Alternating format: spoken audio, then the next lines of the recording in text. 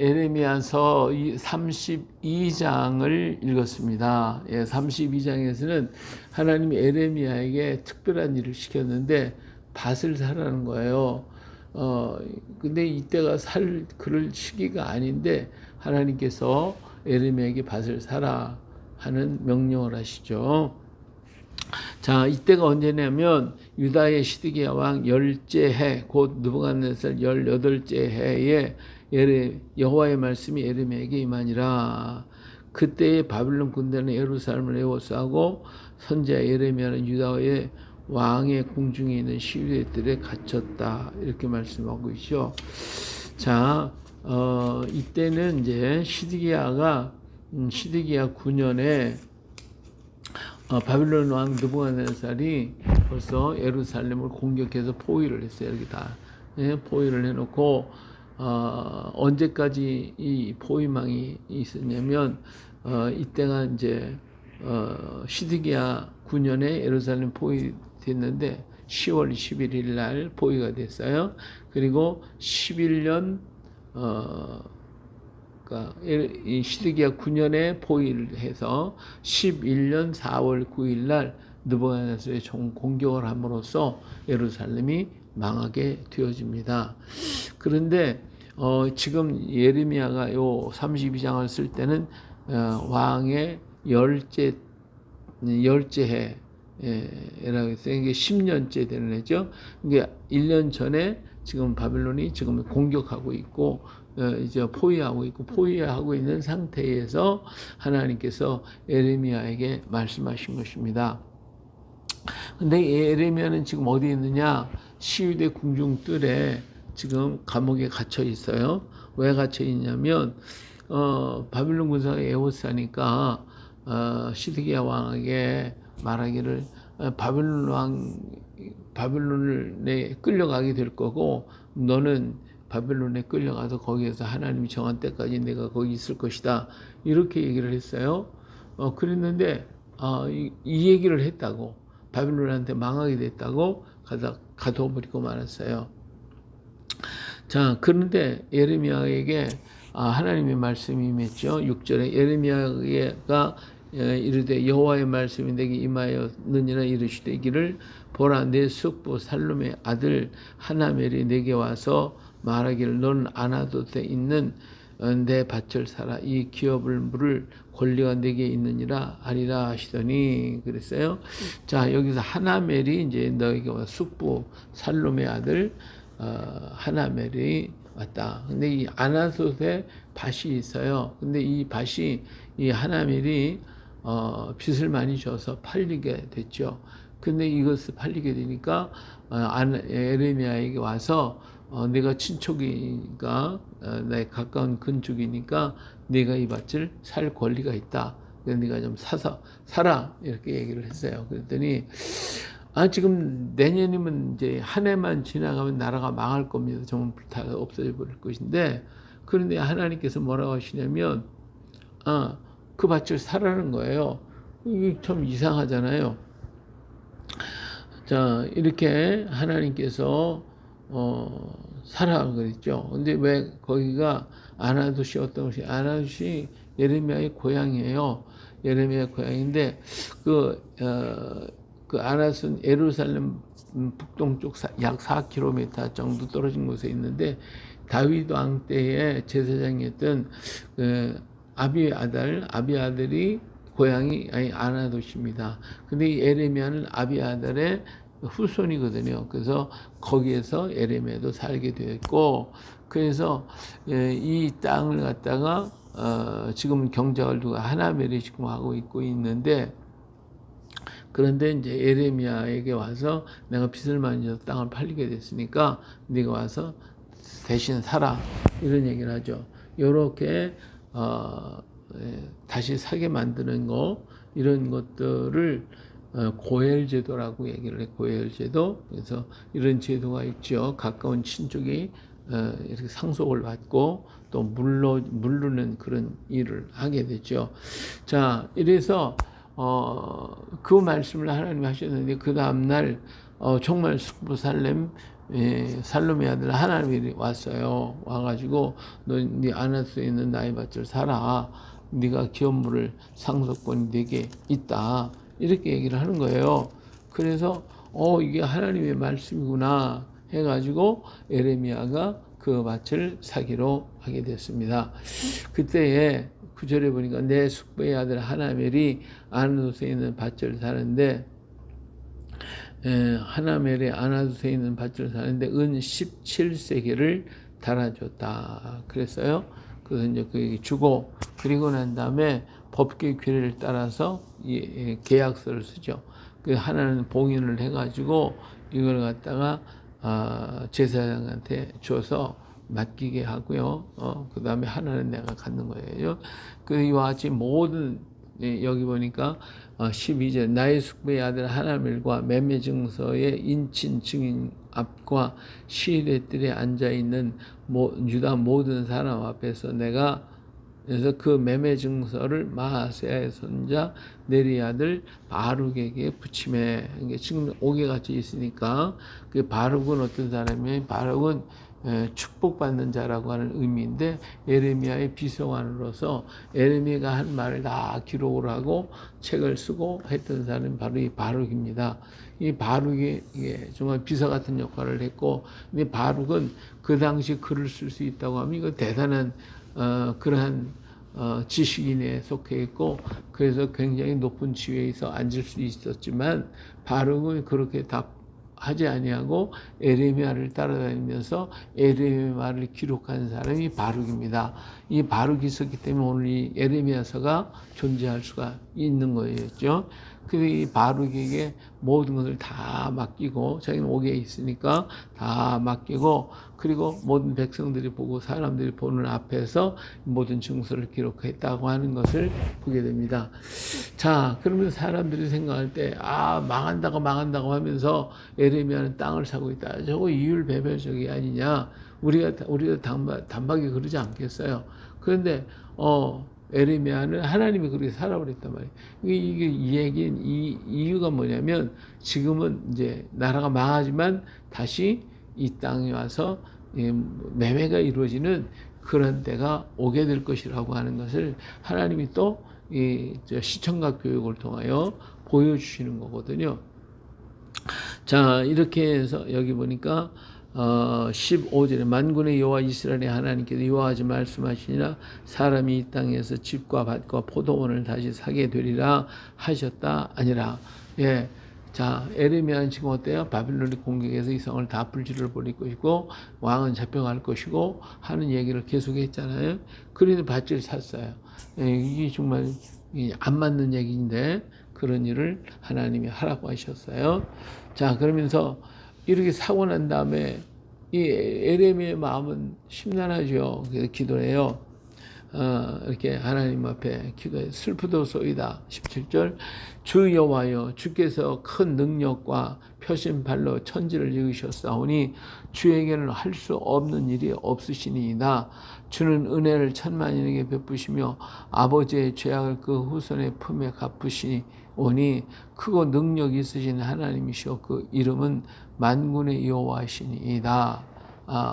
우리 하나님 크신 하나님, 능력의 하나님 아니십니까? 예? 그리고 주는 책량이 크시며 하시는 일에 능하시고 인류의 모든 길을 주목하시고 그의 길과 그의 행위에 열매대로 보응하시는 나이다. 세상의 모든 것들을 다 주장하시고 인류 역사를 주관하시는 하나님이시지 않습니까? 하는 거예요. 그런데 어떻다는 거예요? 지금 나라가 망하게 됐으니까 이 일이 너무나 슬프다는 거죠. 주께서 애굽 땅에서 표적과 기사를 행하셨고 오늘까지도 이스라엘과 인류 가운데 그와 같이 행하사 주의 이름을 오늘과 같이 되게 하셨나이다. 주께서 표적과 기사와 강한 손과 펴신 발과 큰 두려움으로 주의 백성 이스라엘 애굽에서 인도해 내시고 그들에게 주시기로 그 조상들이 맹세하신 바 젖과 꿀이 흐르는 그 땅을 그들에게 주셨으므로 이렇게 모든 걸 다 능하신 하나님이신데 하나님 주신 그 땅에 와서 이 백성이 살면서 하나님 앞에 말씀대로 순종하고 살아야 되는데 순종하지 아니했기 때문에 그래서 이 재앙이 오게 됐다 그거예요. 24절 보시옵소서 이 성을 빼앗으려고 만든 참호가 이 성에 이르렀고 칼과 기근과 전염병으로 말미암아 이 성이 이를 치는 갈대아인의 손에 넘긴 바 되었으니 주의 말씀대로 되었음을 주께서 보시나이다. 그렇죠? 자, 이렇게 다 됐다는 거예요. 근데 나보고 주 여호와의 주께서 내게 은으로 밭을 사며 증인을 세우라 하셨으나 이 성은 갈대아인의 손에 넘긴 바 되었나이다. 예. 이가 밭 사겠는데 무슨 성이냐 이거예요. 예? 갈대아인의 손에 다 바벨론에게 다 이제 뺏길 건데 이 사서 무슨 성이 있겠냐. 이것을 갖다 정말 안타까워서 하나님 앞에 또 예레미야는 울며 기도하고 있는 것이죠. 그랬더니 하나님께서 예레미야에게 말씀하셔서요. 나는 여호와의 모든 육체의 하나님이라 내가 할 수 없는 일이 있겠느냐. 내 말한 대로 내가 능하다. 할 수 없는 일이 왜 없겠냐. 그런데 왜 이 성을 갖다가 갈대아 손과 바빌론의 손에 넘기게 되냐. 그들이 와서 차지하게 만들었냐. 그들이 와서 이 성을 불지르고 이 성을 무너뜨리고 이 모든 일들을 이렇게 한 이유가 뭐냐. 그것은 다른 신들에게 전제를 드려 나를 경노하게 했다는 거예요. 나를 경노하게 했기 때문에 이 나를 경노하게 한 집들을 내가 살라 버리겠다. 이렇게 말씀하시고 계시는 것이죠. 예. 자, 이스라엘 사람들이 어떻게 했어요? 자기들이 우상을 섬기고 만들어서 그 섬기고 해가지고 31절에 이 성이 건설된 날부터 오늘까지 나의 노용과 분을 일으키므로 내가 내 앞에서 그것을 옮기려 하노니. 그죠? 이는 이스라엘 자손과 유다 자손의 모든 악을 행하는데 노여움을 일으켰습니다. 그들과 그들의 왕들과 그의 고관들과 그의 제사장들과 그의 선지자들과 유다 사람과 예루살렘 주민이 다 그러하였느니라. 모두가 다 이렇게 하나님 말씀을 순종하지 않고 바알 따라다니고 악을 행하고 있지 않냐 이거예요. 그들이 등을 내게로 돌리고 얼굴을 내게로 향하지 아니고 그를 갖추기 위해서 계속 선지자를 보내고 그랬는데도 그들은 듣지 아니했기 때문에 하나님께서 이 땅을 갖다가 벌하실 것인데, 자 35절에 보니까 흰놈의 아들의 골짜기에 바알의 산당을 건축하였으며 자기들의 아들들과 딸들을 몰래가 앞으로 지나가게 하였느니라. 그들이 이런 가증한 일을 행하여 유다로 범죄하게 한 것은 내가 명령한 것도 아니요 내 마음에 든 것도 아니니라. 그러니까 자기 이렇게 우상 숭배하고 바알에게 막 자기 아들 딸들 갖다 바치고 이거 내가 명령한 거야? 내가 하라고 한 거야?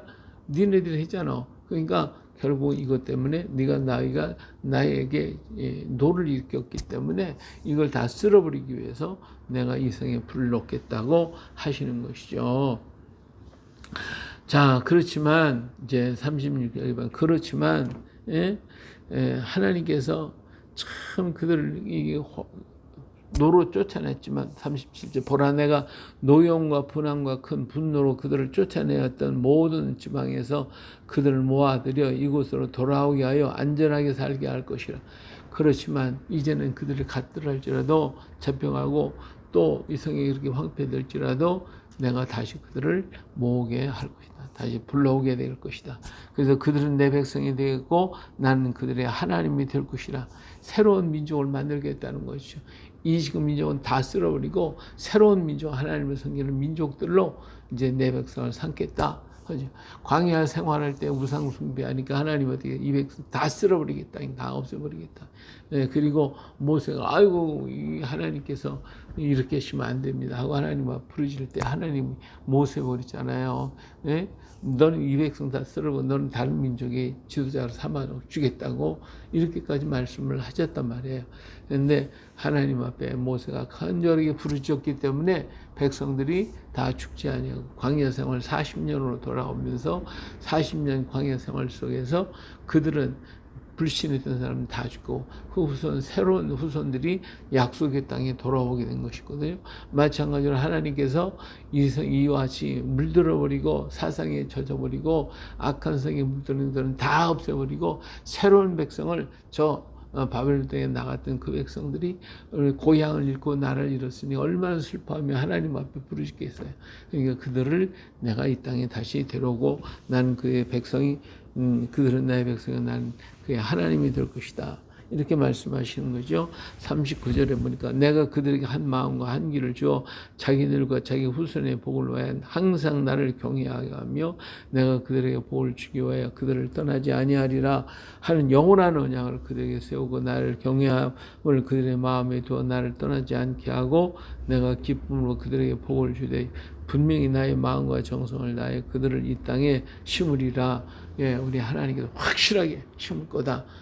그래서 내가 지금은 그러지만 그들이 새의 백성이 돼서 돌아올 때는 확실히 세울 것이다. 내가 기쁨으로 그들에게 복을 주되 분명히 나의 마음과 정성을 다하여 그들을 이 땅에 심으리라. 이렇게 말씀하셨죠.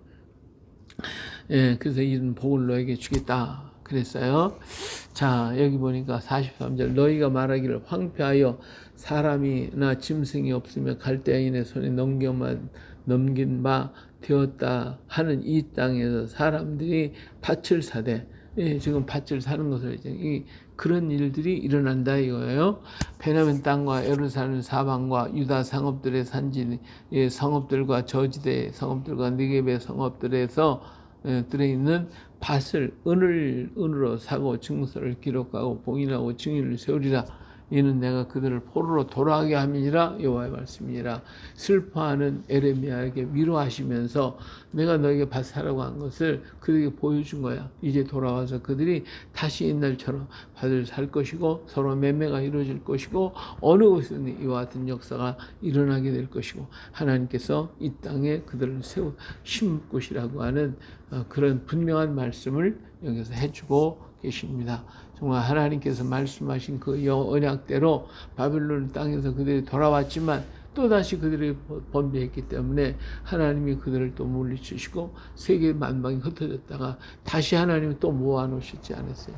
그게 모아놓으셔서 이제는 그들이 영원히 주님의 언약 속에서 살게 될 것인데 이것이 그들이 또 하나님을 의지할 때에 이런 역사가 일어날 거예요. 그런데 만약 하나님 의지하지 않는다면 어떡하시겠어요? 예? 하나님 또 버리실 수밖에 없다 이거예요.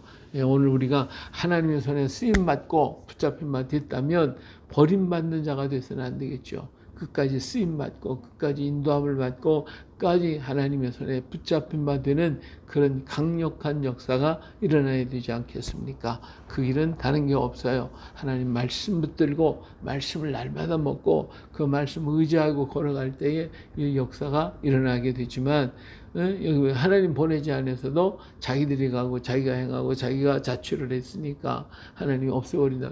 오늘 우리가 스스로 하나님께 돌아오고 하나님께 가까이 가야 되는데 거기에 하나님의 성령을 또 부어주셔서 하나님을 마음판에 새기게 하고 말씀을 가슴에 새겨서 그래서 그 말씀대로 살아갈 수 있는 백성으로 만들어주겠다고 하시잖아요. 그래서 성령이 강력한 역사가 임하게 될 때에 사람들은 어떻게 했어요? 예? 조금도 두려워하지 않고 순교의 자리로 나갈지라도 담대하게 복음을 전하는 증거하는 일꾼이 되지 않았습니까? 이 같은 하나님의 은혜가 오늘 우리에게 자꾸 넘쳐나서 이 시대의 마지막 복음주자의 사명을 능히 감당해 가는 오늘 우리 모두가 되시기를 예수님의 이름으로 축복합니다. 할렐루야. 아멘.